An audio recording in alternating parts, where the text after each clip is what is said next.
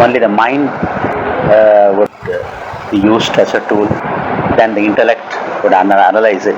That eventually or hopefully it will trickle down, and your core would take on that principle. Take any one principle. For example, Buddha, the outstanding principle for Buddha is compassion. That quality is super. He is almost a personified compassion. When he sees you, he has such a compassionate look. You are a soul who is unlimited, universal, but unfortunately thinking that you are limited to your body, thinking that you are having a birth, thinking that you will have a death, thinking all others are different from you and all that. He feels compassionate. That compassion can pervade into you. That power he has got. Almost the person is dumbfounded and attracted towards him. And those who came to argue with him and then win him over argument to prove that he is wrong, never even opened their mouth. They fell at his feet and asked for a Viksha Patram so that they can join him as a mendicant. So, initially, suppose you want to understand Buddha through Tattva, you should understand first of all the compassionate nature of Buddha. As and when you go on thinking about the compassionate incidents, slowly you develop that compassion in you, and you will be prepared to excuse those who have done wrong to you. And then you would like to justify from the criminal's point of view why he has done a crime, rather than be angry and in a haste to punish that fellow. So the compassion would trickle into your intellect and into your being slowly, and you run the risk of becoming a Buddha one day.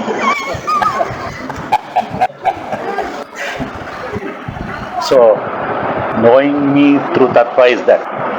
So each one has one Tattva outstanding. Buddha, I told you. A concern for the welfare, let us say, maybe one of the outstanding concerns of our Guruji, for example. You think in terms of various events and various ways in which he has shown the concern for the people. He would like you to be a good citizen. He would like you to be an enlightened citizen. He would like you to be a kind of a refined citizen. So he would introduce to you the history of this country, the culture of this country, the fine arts of this country, the great heritage of this country. So he would like that you should become a better and better being. That shows his concern. For example, if you try to think in terms of what all he has been doing and why, naturally you become him. You would also practice the same thing. And that particular quality in its exalted form is sufficient to raise you from a small, narrow human being to a divine being. Any one quality exalted, reaching its peak, becomes the divine quality. Any aspect of divinity is divinity only. Need not be totally comprehensive. One God may be totally comprehensive, he may have all qualities at its peak. But it is enough if we have one quality at its peak. You said Tattva is all-pervading one principle. Yes. But Buddha is compassionate. He expressed that in the form of compassion. In terms of Gandhi, he expressed that in terms of non-violence towards in a uniform. Regarding Gandhi, I have some reservations. In the sense, he used it as a political tool. And he knew very well that you cannot win the British by taking up to arms. And then he should first of all unite all the people to think in terms of a common stand to get freedom, for example. And then protest and then express the displeasure. If you resort to the force, it justifies the other man to return it with force, and you are no match to them. So, you should produce the same effect of expressing the displeasure without making him resort to the issues where he is strong. So, non-violence is only a technology or a strategy. No, if he has been really non-violent, he has practiced really the non-violence. When he was insulted in South Africa, he should have taken it with a smile.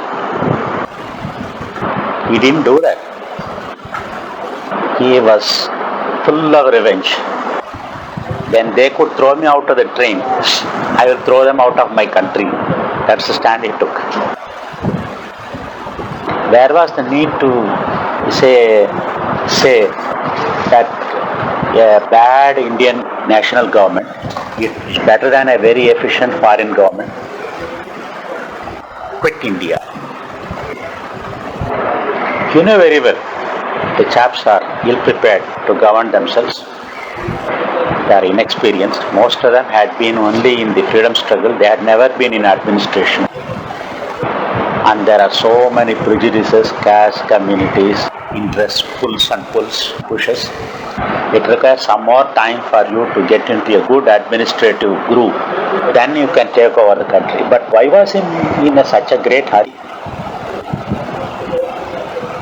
He was inside the volcano. There was violence in him in the sense that he wanted the other fellow to be thrown out as he was thrown out of the train.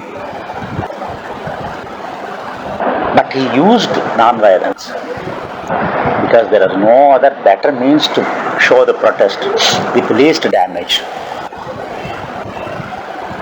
If you take up to arm, you are likely to be killed. If you are simply sitting in front of a collector's office, you are not going to be killed. At best, they may take you in a lorry and then just throw you out 10 kilometers away so that you can walk back home. You are safe. So there will be more number of people who will be willing to take to Satyagraha rather than an armed struggle against the British. So you would like the maximum participation of people against the government. It was a strategy. And of course, he should have been influenced by Jainism, which preaches non-violence to a very extreme limit.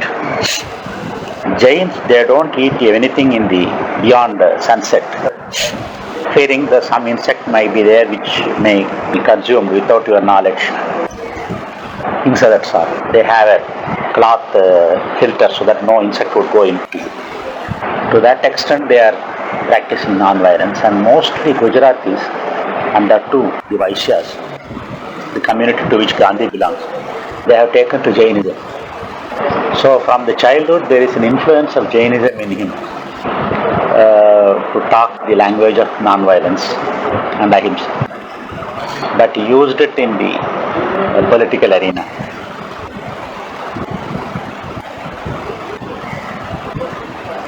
That was a bad example. No, in the sense, another thing, he knew too well that the Indians will rally around a spiritual person, a Mahatma, rather than any political leader. So he became a Mahatma.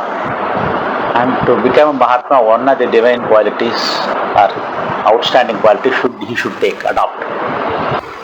The ahimsa is one quality that he said he had adopted. Maybe he has adopted also. Right? The ahimsa in the sense, you should not hurt anyone in the thought, word or deed. I don't know whether that he practiced. He could have hurt many people in their thoughts. When he didn't eat, when he went on hunger strike, he hurt other people. No, well, that is because people thought that he is a Mahatma, a great spiritual leader also, and many people used to think that he is avatar also in those days, and they would not like God to go on fast. I read a little story about that Gandhi when he was talking on a stage. Suddenly there was a serpent that came up. Everybody in the audience, they started to feel agitated. What's going to happen?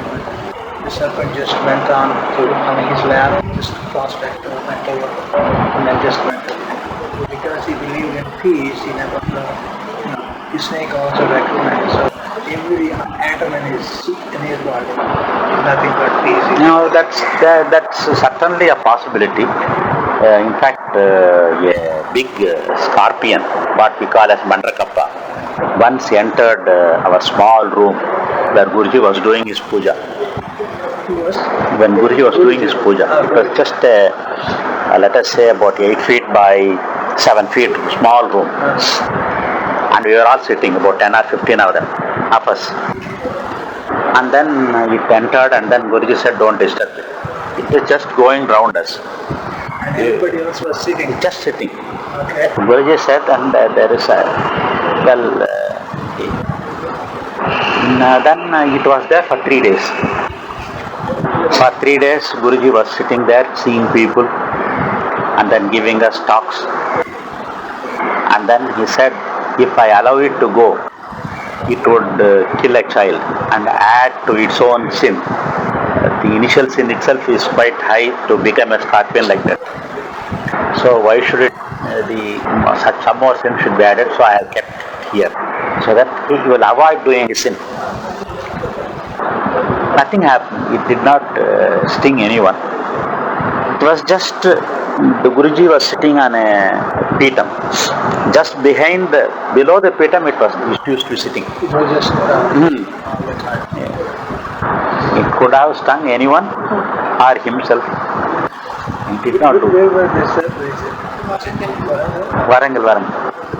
How long ago was this? Oh, it was 75, 76. 3 full days it was there in that room. After that he allowed it to go. It has gone. So the destinies, they mix. The child destined to die, that is avoided. This chap destined to do more crime, that's also avoided. That means it is another example to show you destiny can be overcome by human effort. That's the main difference between Hinduism and rest of the religions. There is no fate for us. There is nothing, this is going to happen, it shall happen, nobody can avoid this. No, we don't believe in it. Anything can be meddled with by anybody, and destiny can be conquered, overcome with the grace of the divinity. For example, death is inevitable, we say. There are very many instances death has been conquered. Markandeya was a blessed child to his parents. When the Shiva gave an option to his parents, do you want someone who is just a dull-headed fellow who will live long years, or some boy who is devoted to me who will live only 16 years? Then the parents said, no, I want a child devoted to you only. Let him live only 16 years, doesn't matter, we will have that pleasure. Then because of his devotion to Shiva, Yama could not take him away. Shiva's own order, Shiva had to meet humble pie, I don't know what word should use. He has seen to it that this fellow never crossed 16th year. He stayed back at 15 years, 11 months, 29 days, 59 minutes, 59 seconds. There it stopped. He got the time to stop it so far as he is concerned. So he didn't cross 16. So Shiva's word was true. He lived forever. He is living forever, even now also. So that way, the destiny which was ordained by Shiva himself, destined by Shiva himself, has been conquered by his devotion. Savitri conquered the death of her husband. Nachiketa conquered the death of himself, and he gave a technique for all of you to conquer your deaths.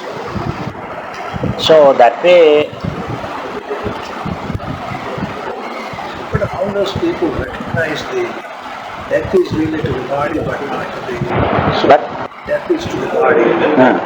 But still, like, when you say conquered, you're talking about both physically. You're talking no. not. Okay. Physical is very insignificant so far as we are concerned. It is just like your shirt. You wear it, when it is soiled, you throw it. You are there, with or without shirt. That way, the jiva, with all the memory intact, with all the being intact, he will be there. Only body will not be there. That means the soul will have that memory.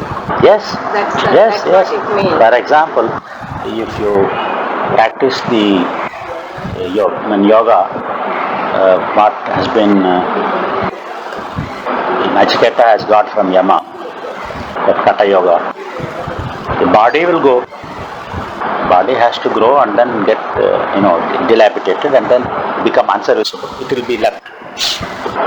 But you will be there intact, and you will be continuing to do sadhana in the same manner which you have been doing when you had a body. It would make no difference. And you become only, you will be unwilling to communicate others, that's all about it. You still have the capability to communicate. So that's the same thing Guruji was telling about Ahalya. When Ahalya, the chimney, Guruji was telling about Ahalya. Ahalya, see, in the case of Ahalya, that yesterday's episode, today's episode also, Ahalya was not cursed by Gautama. Ahalya's mind or intellect or her being did not get polluted. Indra could only pollute her body. She was not attached to Indra at all.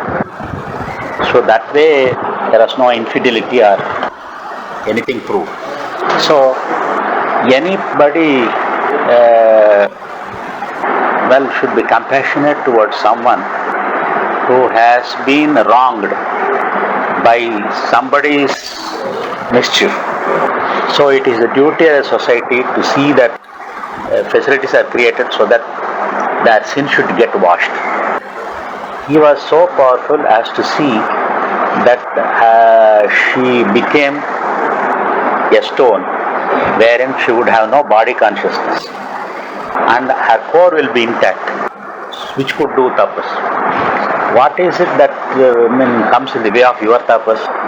Your body consciousness, your memory, your mind. He got all of them frozen, except her antakarna, with which the tapas was done. So she did that kind of tapas, or that much of tapas, as to wash away all the impurity, plus to deserve the touch of the Lord Rama himself.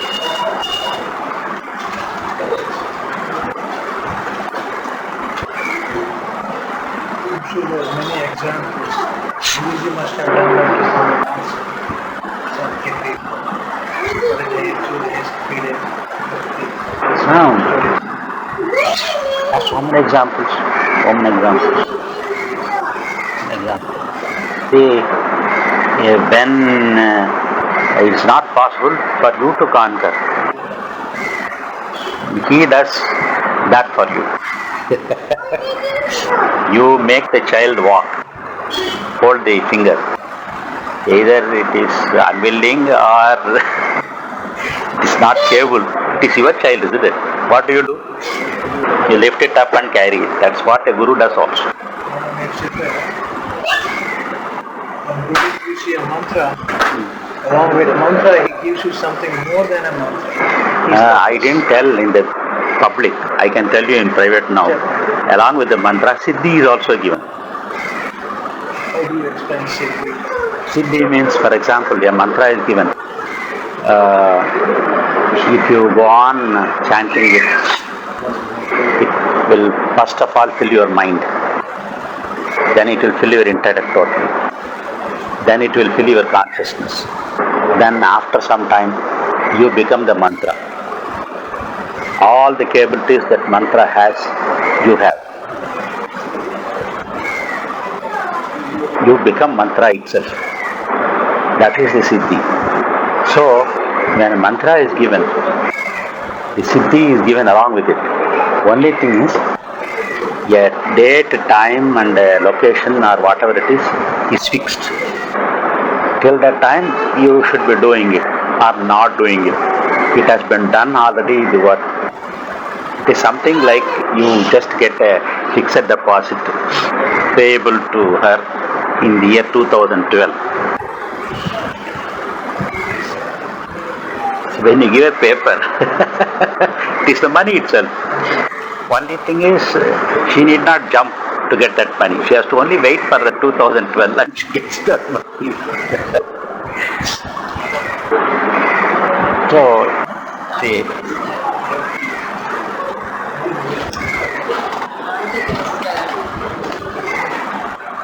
mantra given by a personality, a total personality is just. But because it has been given to you and they are asked to do it, as a matter of discipline, you try to do whatever you can.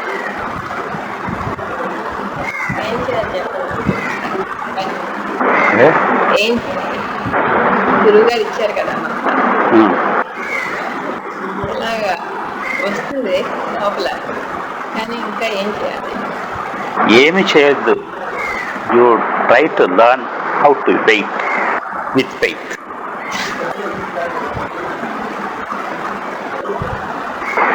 Learn to wait with faith. That's all. That is tapas. Oh, you be sure. There are two words in English. One is belief, another is one's trust. Belief is something that you have a knowledge of, and then your mind analyzes it, the intellect analyzes it, and then comes to a conclusion, and then you start believing. Trust is not that. You don't have to know anything about it. The end result is automatically taken up without any logic.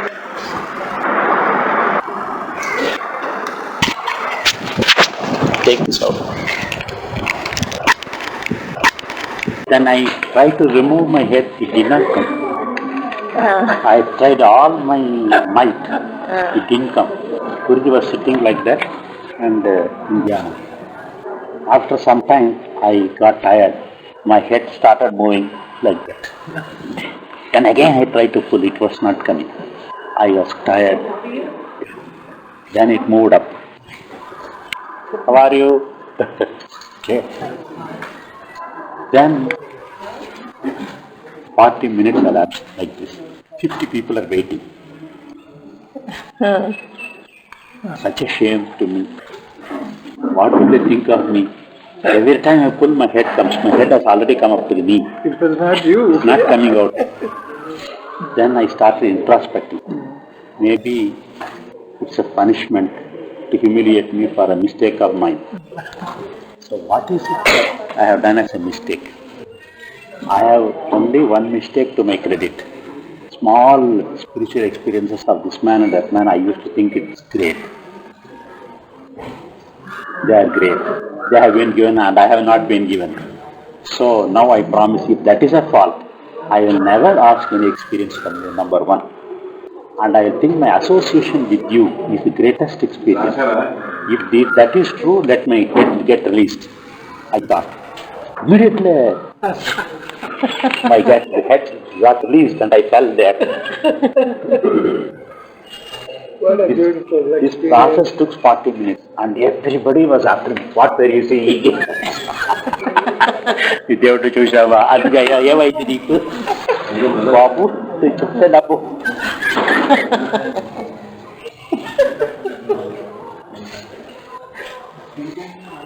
కన్నంత ఎర్రబడి face అంతా ఎర్రబడి నేను వాళ్ళు నాకేదో పెద్ద గొప్పగా అయిపోయింది అని అనుకున్నారు అంటారు.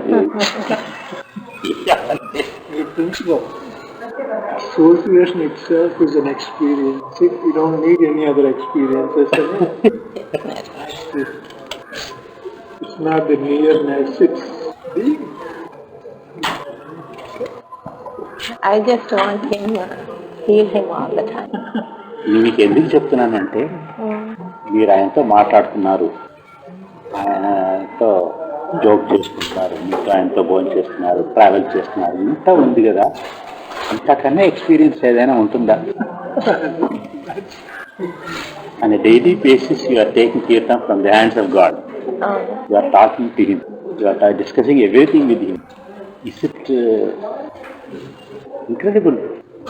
It's incredible. అదే అందుకనే It is the greatest experience. What more can you expect? You should realize it. You should be aware of it. That's the lesson I learned. No, we are When I aware. go home, I'm going to write this whole episode. I know, I'm aware of it. Don't do people will laugh at me. No, that's for my own. It's not to be shared.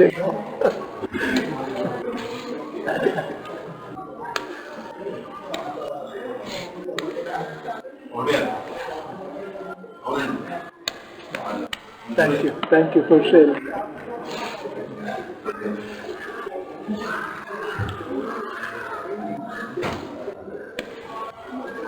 '97లో గురువు గారు వచ్చినప్పుడు first time, అప్పుడే అసలు గురువు గారు మాకు తెలిసింది. అప్పుడు ఫస్ట్ టైం పార్కు చేసినప్పుడు 97. ఎల్ఏ వచ్చారు కదండి, అప్పుడే కదా పార్కు చేసాం ఫస్ట్ టైం. నాకు కూడా చాలా డబ్బులు ఇచ్చారు కదా, చాలా మంది డబ్బులు ఇచ్చారు నాకు. $20, $30 అన్ని కలెక్ట్ చేసి మ్యూజిక్ వెంకటేశ్వర స్వామి ఆలయంలో $1 నేను మాత్రం ఒక పెన్ను ఎవడో అడిగారు, రాజనాథ్ బుద్ధారు ఒక పెన్ను కావాలి అడిగారు. ఒక పెన్ను కొనుక్కుని మిగతావన్నీ వాళ్ళందరికీ